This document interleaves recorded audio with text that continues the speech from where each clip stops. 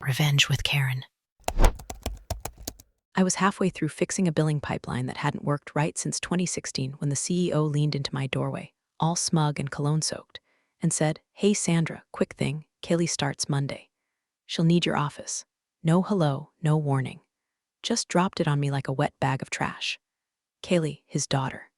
Fresh out of marketing school with a digital media minor and an Instagram full of duck lips and brunch mimosas. I stared at him, clipboard still in hand, brain short-circuiting from the absurdity. I'd been with this company 11 years. No scandals, no sick days, no drama. Just silent fixes, red-eye reports, and the kind of trust you don't put in a manual but absolutely need when your entire back end is held together by duct tape and faith. And now, how the brat who once asked me if Excel had an undo for real life button was going to nest in my chair and hang fairy lights from my whiteboard like it was a dorm room. I smiled. Of course. That's all I said, of course. And I meant it with the same tone you reserve for funerals and food poisoning. He didn't notice, just nodded like I'd done him a favor, and sauntered off to polish his LinkedIn summary or whatever corporate cosplay he was up to these days. I sat in that chair, my chair, for another 45 minutes. Didn't work, just stared at the wall. 11 years of my life had been quietly stacked into that space. My sticky notes, my broken chair that only I could tilt just right, the plant nobody else watered, the worn spot on the carpet where I paced during late-night deployments. And in one lazy flick of his tongue, it was being reassigned to nepotism with eyelash extensions. Now I know what you're thinking. Why didn't I fight it? Why didn't I march into his office and throw a stapler through his espresso machine? Because I'd already done that metaphorically every day for the past decade. Quietly, professionally, efficiently, and now I was done. Not angry, not even sad, just done. So I packed 3 things: my ceramic coffee mug with the chip in the rim, my hardbound notebook with a decade of handwritten disaster protocols, a flash drive that looked like it belonged to a hacker in a B-movie. I left the rest, the second monitor, the ergonomic mouse, even the little basket of tea bags. Let Kaylee figure out which one gives you energy and which one makes you cry. And right before I shut the door behind me for what he thought was a temporary remote shift, I snapped a photo of the space. Not for nostalgia, for the post. By the way, if you're enjoying this story, 2 seconds and hit that subscribe button. No pressure, but 95% of folks listening right now aren't subscribed, and it means a lot to our little team trying to keep the stories rolling. And hey, if you like a good revenge tale with your coffee, smash that like button too. Okay, back to the story. I sent a brief note to HR, temporarily remote while office reshuffling occurs. Available via Slack and email. Technically true. Monday rolled around like it always does, and I watched from home as Kaylee posted a boomerang on her Instagram story, her twirling in my old chair with a caption that said, "Big girl job, nail sparkles." There was a ring light in the background. A goddamn ring light. I zoomed in and noticed she'd already pinned some kind of girl boss decal over my wall calendar. I wondered if she even knew what the fiscal year was. Emails started coming in. Nothing crazy, just the kind of, "Hey Sandra, do you know where the vendor agreement went?" Messages that normally got answered before they were even asked. I ignored them, not because I was being petty, but because I no longer worked there. Not really. My body wasn't in the building, and my goodwill had left the premises the moment I saw her pink water bottle where my coffee mug used to be. While the CEO bragged about his daughter's natural leadership aura in his weekly team email, I opened a spreadsheet of my own, one labeled Plan B. Because while they were busy redecorating my legacy with ring lights and scented candles, I had already started building my exit. Quietly, carefully, permanently. The last time I saw that office, the sun had hit the desk just right. Golden hour through smudged blinds, casting that weird grid shadow across the floor I used to mop myself when the janitor got cut. I stood there for a second, sipping from my chipped mug, black coffee, no sugar, the way you drink it when life's been roasting you on high since 2008. There wasn't a box. No cardboard funeral procession down the hall.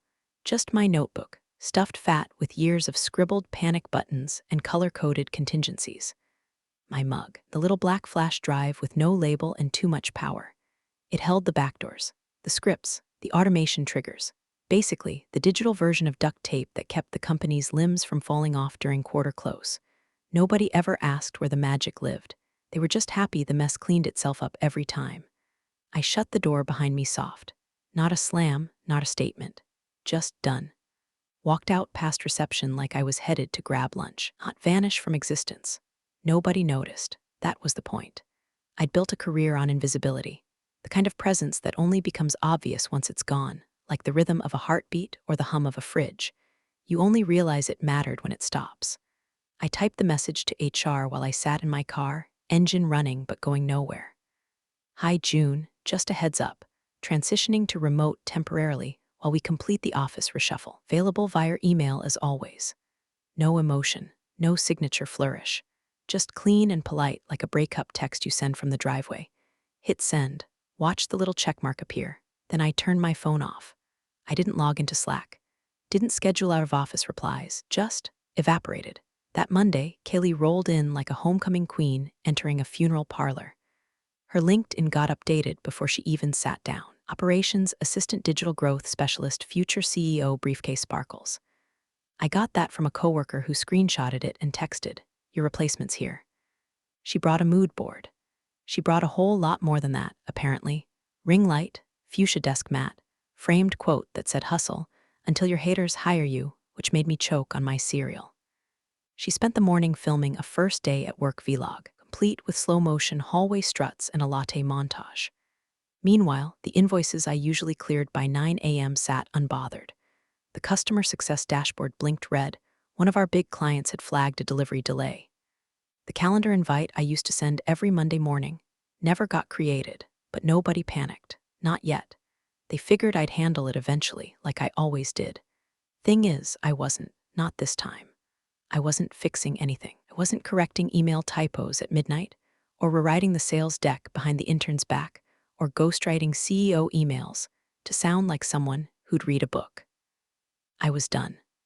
While Kaylee stapled pink velvet to the back of my chair and asked IT to help her hook up her Vibe playlist to the conference room speakers, I opened a new tab in my home office, also known as the breakfast nook I'd converted during lockdown, and started filing the LLC paperwork for something called Wren Strategies. Wren was my mother's name. She taught me how to read contracts when I was 12, standing in the kitchen of our 2-bedroom rental while spaghetti boiled. She once said, "The quiet ones don't get credit, baby, but they get leverage." I didn't get it back then. I do now. I wasn't planning a comeback. I was planning a replacement, me, but freelance. Me, unchained from clowns in tailored suits who gave away my chair like it was a party favor. I built a service menu.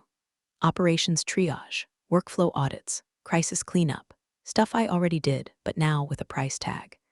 My first inquiry came that afternoon from a mid-sized vendor we used to rely on for international freight. "Hey Sandra, heard you were consulting now. We're drowning in cross-border compliance issues. You available for a call?" I didn't answer right away. I watched as 3 more emails came in, then a 4th from someone who still hadn't realized I wasn't in the building. No one noticed yet. No alarms, no red flags. That was the beauty of it. You don't scream when the lights flicker. You wait until everything goes dark. I just leaned back, sipped my coffee, and let the dimming begin. Tuesday morning came and went, and for the first time in 11 years, Executive Weekly Report didn't arrive in the inboxes of the senior staff by 8:15 a.m. sharp. No graph-laden PDF, no snarky subject line, no carefully color-coded bullet points summarizing performance metrics, vendor SLAs, or customer escalations.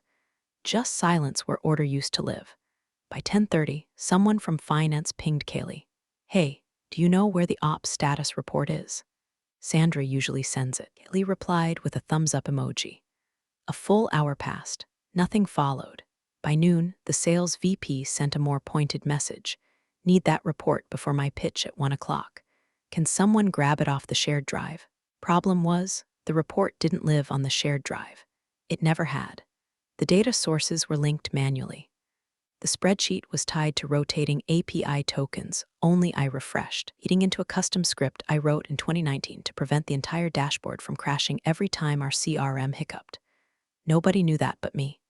I sat cross-legged on the floor of my living room with a legal pad and a pen, organizing client tiers for my new consultancy. Tier 1, full operations audit. Tier 2, crisis intervention. Tier 3, monthly retainer with vendor management. I sipped lukewarm coffee and let the work emails keep coming. Another one popped up around 1:15. this time from the CEO's assistant. Hi, Sandra, small hiccup. Can you resend the master vendor tracker? Kaylee can't find it in your old drive folder. Cute, your old drive folder. As if I'd just misplaced it. As if it didn't require a rotating key, I manually updated every 2 weeks and a backup script that sent a timestamped clone to an encrypted external device, which now sat plugged into my personal laptop while I built a branded template for Ren strategies. I didn't answer. Let them squint at broken spreadsheets and try to fix pivot tables that hadn't moved in years. I'd built an entire ecosystem on quiet efficiency, and now they were finding out what happened when the air got sucked out of the room. But still, no real panic, just mild confusion.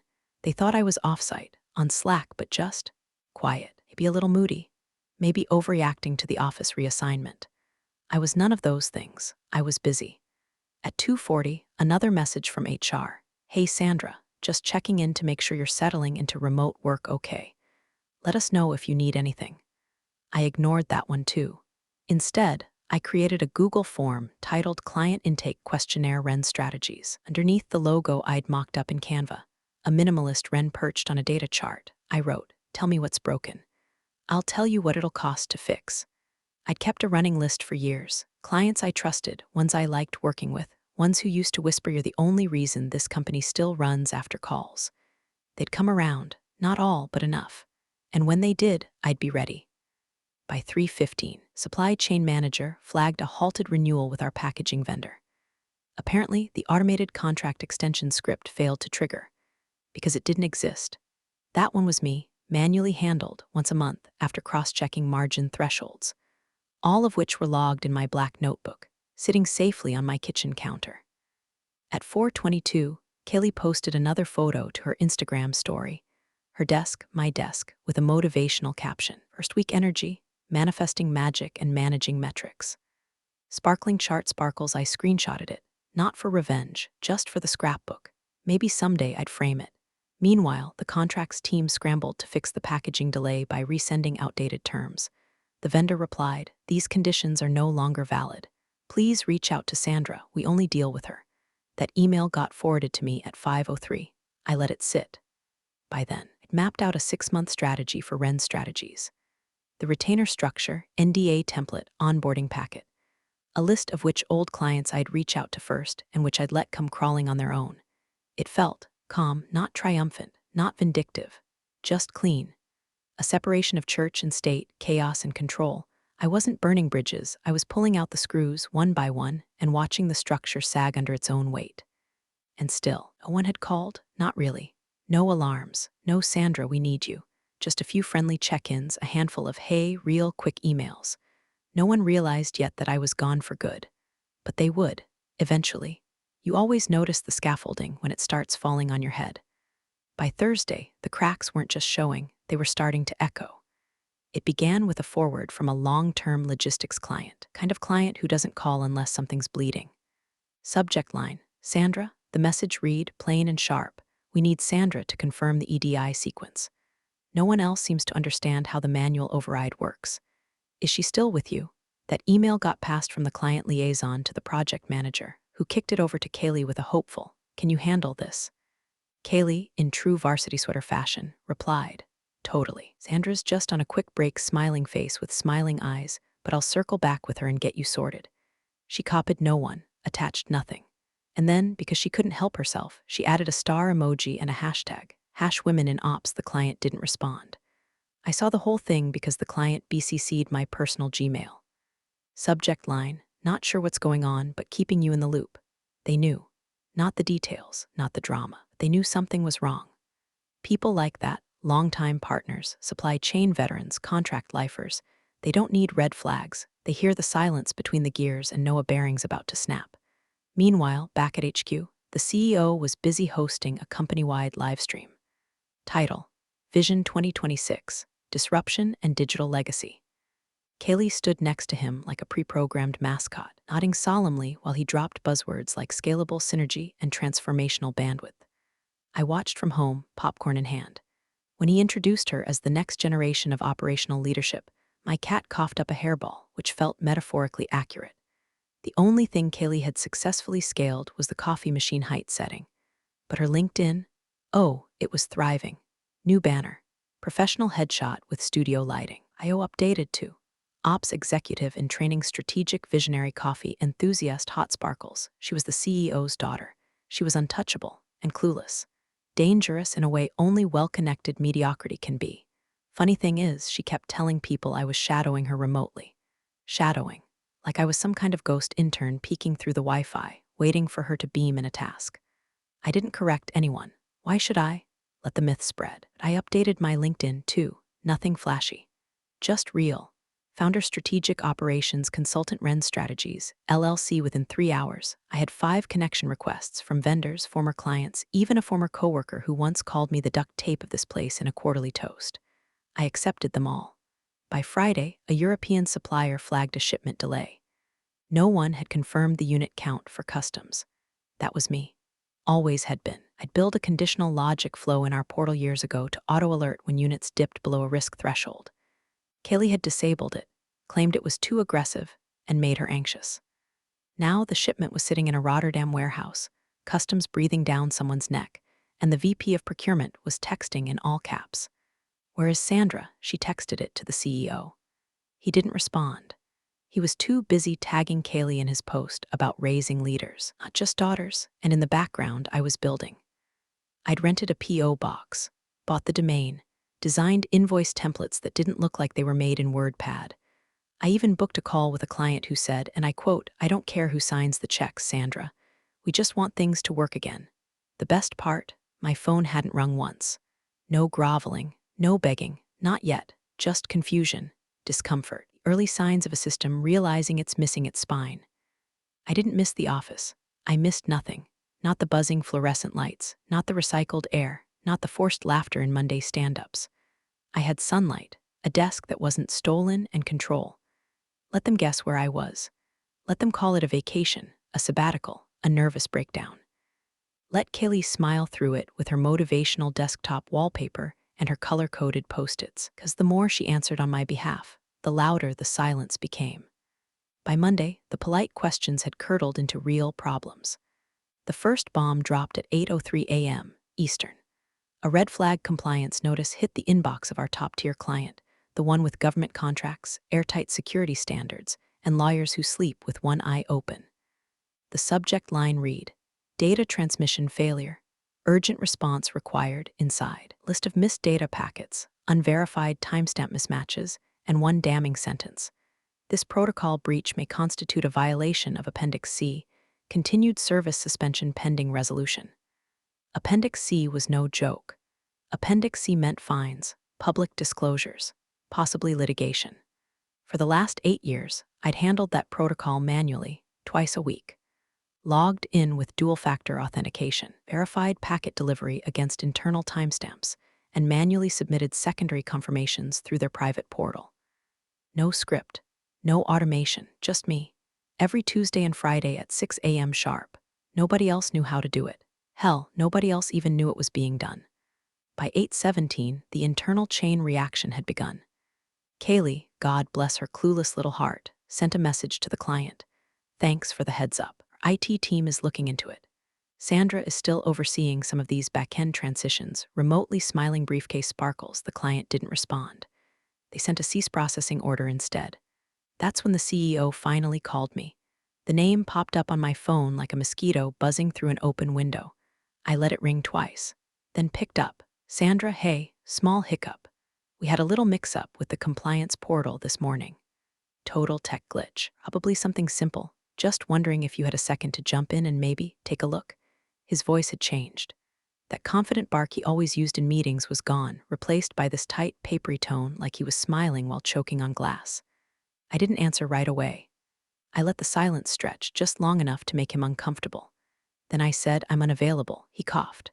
"Right, of course. Totally understand. I mean, I wouldn't normally ask, but this is that one weird thing you always handled, super small." 5 minutes tops. "No," I said, calm as ice.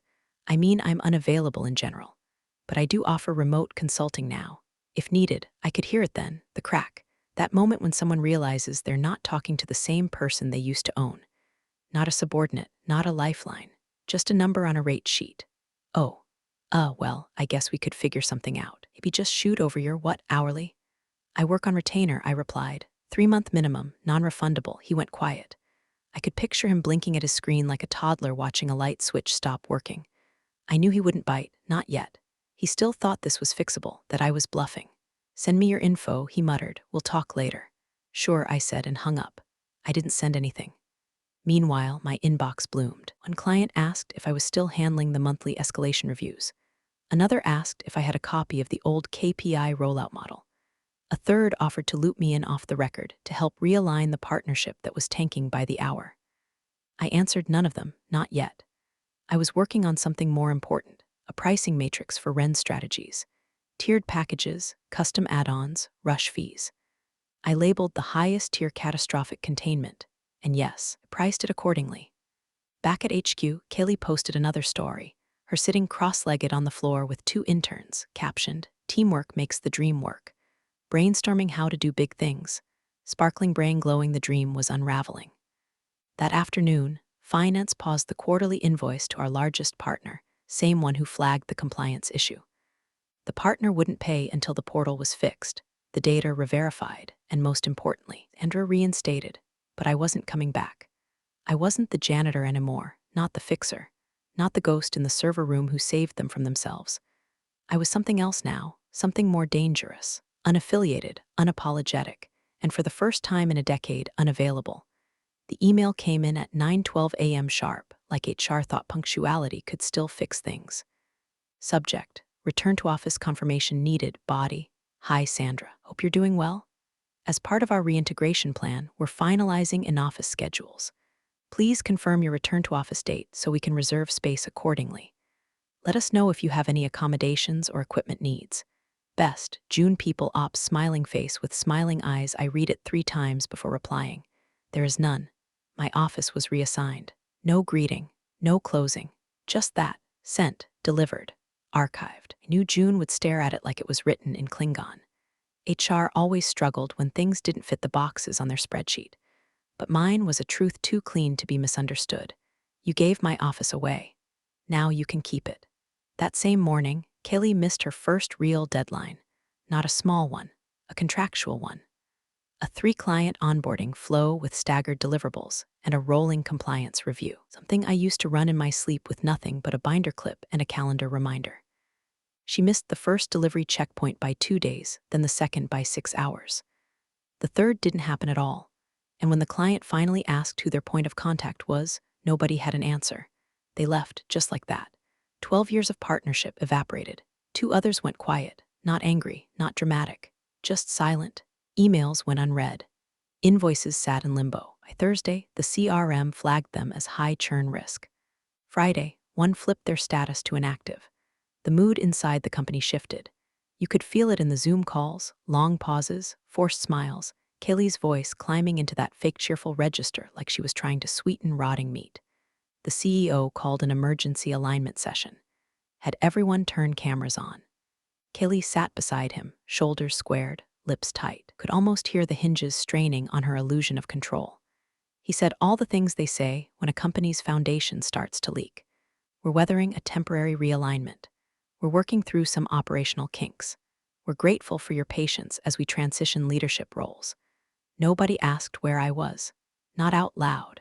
But the questions had begun to spread in Slack threads, breakroom whispers, linked in DMs. My name was showing up in places it hadn't for years.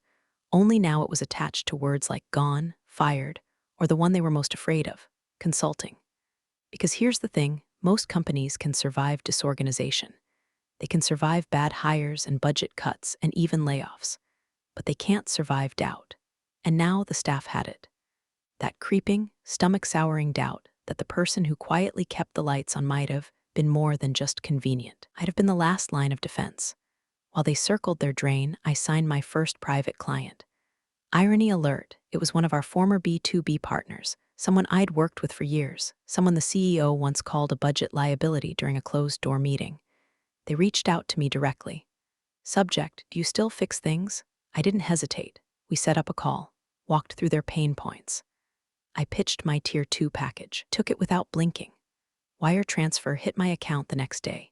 I didn't celebrate with champagne. I celebrated with silence, the good kind. The kind you earn when the noise of the old world fades and the new one hums just loud enough to tell you it's real. At noon, I updated my portfolio, added the client's logo to a private deck, drafted a one-page summary of the system's overhaul I'd start Monday.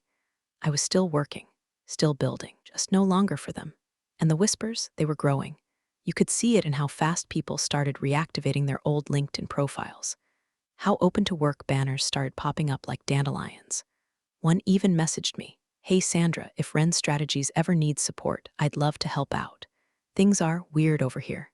Yeah, weird has a name. Her name is Kaylee, and she brought a ring light to a knife fight. They thought I'd gone quiet out of spite, but I'd gone quiet out of strategy. And now, the cracks weren't just showing, they were spreading. By the following Wednesday, the wheels weren't just wobbling, they were flying off mid-intersection, sparks and all. It started during the weekly ops sync. What used to be a tight, 30-minute rhythm under my watch had now bloated into a chaotic, hour-long mess of confusion, missed handoffs, and long silences that smelled like panic sweat. I wasn't there, obviously. Two people sent me the same audio clip, recorded from their phones under the table. "Kaylee, losing it. I don't know what you want me to do," she screamed, voice cracking halfway through. "Nobody taught me any of this. There's no documentation, the spreadsheets are all broken, and half the vendors only talk to Sandra." Then, a loud slap, her notebook hitting the table, hard, followed by a teary, furious exhale and the soft, shameful silence of adults realizing they've hired a child to steer the ship into the rocks. Nobody said anything for a full 8 seconds.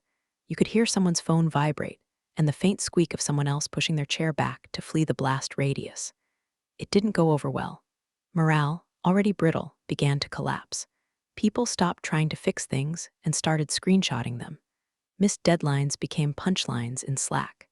Vendors ghosted emails. Compliance team quietly asked legal if Kaylee's meltdown counted as a hostile work environment. And in finance, the cracks Sandra used to seal with midnight reconciliations finally burst wide open. They flagged 16 invoices that hadn't been matched to delivery logs. Another 4 were unpaid entirely. 3 had gone to the wrong clients. And 1, my personal favorite, had been sent to ourselves. Turns out, when the person manually verifying vendor deliveries, cross-matching them with PO numbers, and submitting approvals disappears, bad things happen. Real bad, like clients asking for forensic audits bad. The head of finance sent a message to the CEO, "We need to talk. This can't be blamed on Q3 slowdowns. Something fundamental is broken." The CEO tried to fix it the only way he knew how, panic. He sent me a string of texts. 8:41 a.m. Sandra, can we talk today? 9:05 a.m. I think we all moved too fast. Let's reset. 10:12 a.m. we'll find you a better office. Just please come in, we'll fix this. 11:47 a.m. this is getting serious. I'm asking you as a friend of the company. By noon the text stopped because I blocked the number. No dramatic message, no flourish, just gone. I didn't need to explain myself. He already knew. They all did. The fantasy that I was still part of the team, just remote or cooling off, finally shattered. My silence wasn't temporary, it was policy. Kaylee kept trying to cover ground, but the harder she sprinted, the more obvious it became. She had no idea what she was doing. She made everything worse. Pitched wild fixes in meetings, rewrote vendor scripts that broke integrations, deleted a shared drive folder that, legend had it, housed the only working copy of the Q2 earnings slide deck. Staff started making jokes behind her back. Kaylee'd it became a verb. As in, he Kaylee'd the whole project. Or this client's about to get Kaylee'd, and I watched it unfold from my window with a cup of strong coffee and stronger boundaries. I had 3 more clients in the pipeline, all warm, all circling. One sent a contract that afternoon with a note, full retainer. No interview, just do what you do. I did. Firm that once said I was too behind the scenes for leadership was now drowning because they couldn't recreate the very scenes I used to run. Every workflow was a card I'd placed just so. Every success, a plate I'd spun without applause. Now the floor was covered in broken china and silence, and I wasn't picking any of it up. He showed up at my door like a raccoon crawling out of a trash fire. Sweat-stained dress shirt, tie askew like it was strangling him. Designer blazer he always wore to casual board meetings was gone, replaced by a windbreaker with a stain that looked suspiciously like vending machine coffee. Eyes red-rimmed, skin gray, hair uncombed. I almost didn't recognize him. Almost. He rang once. Then knocked. then rang again, longer this time, like holding the bell would somehow signal urgency. I opened the door with my mug in one hand and no expression on my face. "Sandra," he said, breathless. "Please, can I talk to you?" I stepped aside without saying a word. Not out of kindness, out of curiosity.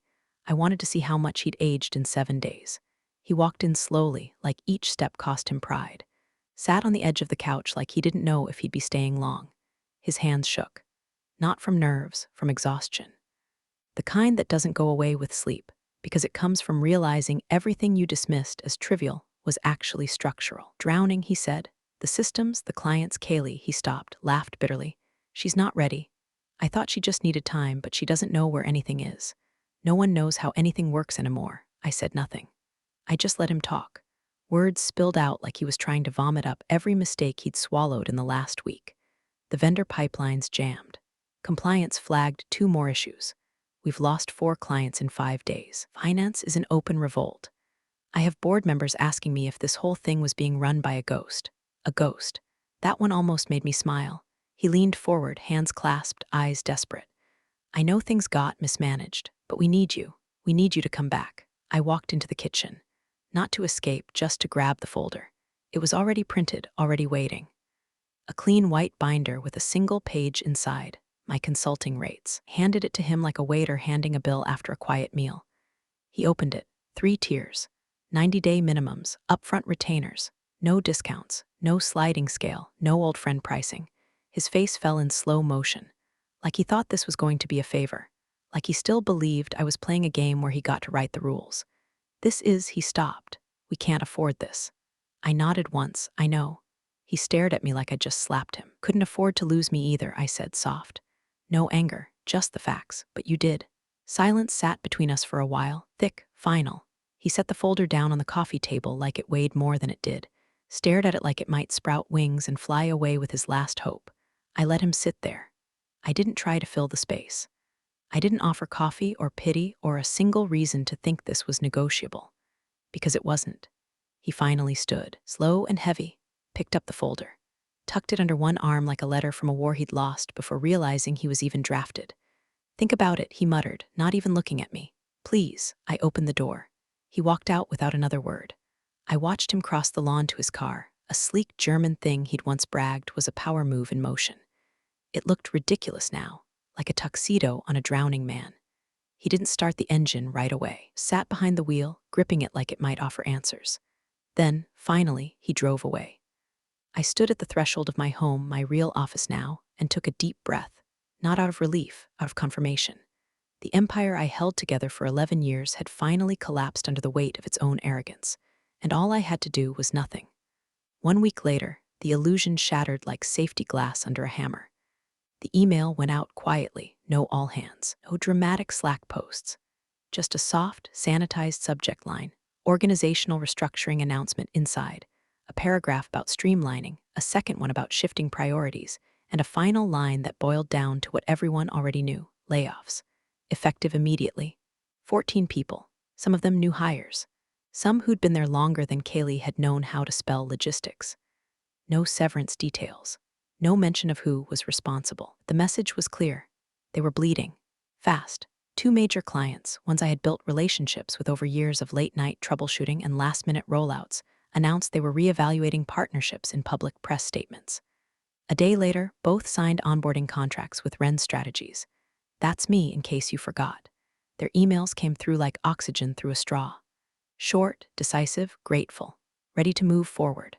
Let us know what you need. And my personal favorite, glad to finally be working with the real brain behind the old firm. I didn't gloat. I didn't post about it. No victory lap. Just quiet efficiency. Contracts signed, invoices issued, operations stabilized. Exactly what they paid me for. Meanwhile, at HQ, Kaylee vanished. Literally. One day her photo was up on the team page, arms crossed, confident grin, the usual boss babe energy. Next day, gone. She'd been erased with a damp rag.